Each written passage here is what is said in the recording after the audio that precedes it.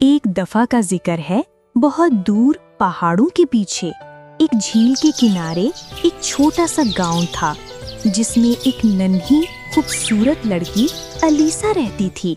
Alyssa عام بچوں سے تھوڑی مختلف تھی۔ وہ پھولوں سے باتیں کرتی تھی، پرندوں کو نغمے سناتی تھی اور رات کو پریوں کی کہانیاں سنتی تھی۔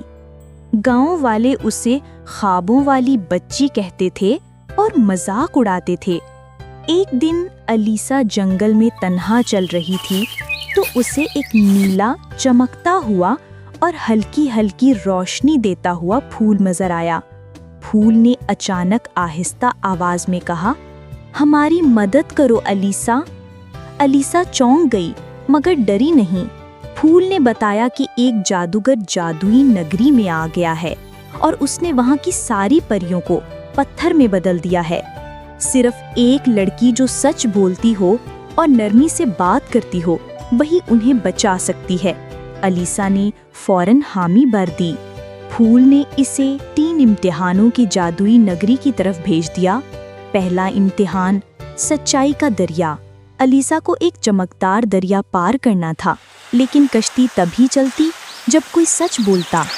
الیسا نے اپنے دل کی سب سے چھپی ہوئی بات بتائی، میں اکثر اداس ہوتی ہوں جب لوگ میرا یقین نہیں کرتے۔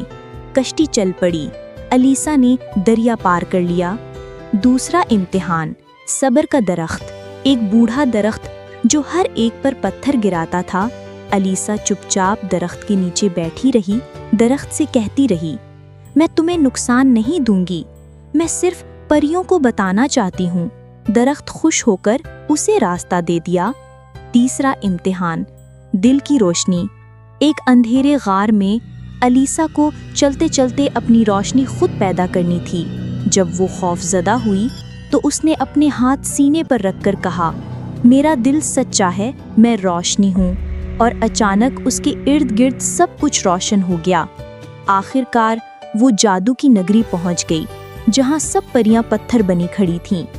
الیسا نے نیلے پھول کو پانی دیا اور بولا، میں کسی انعام کے لیے نہیں، صرف محبت کے لیے آئی ہوں۔ پھول چمکا اور ساری پریاں زندگی میں واپس آ گئیں۔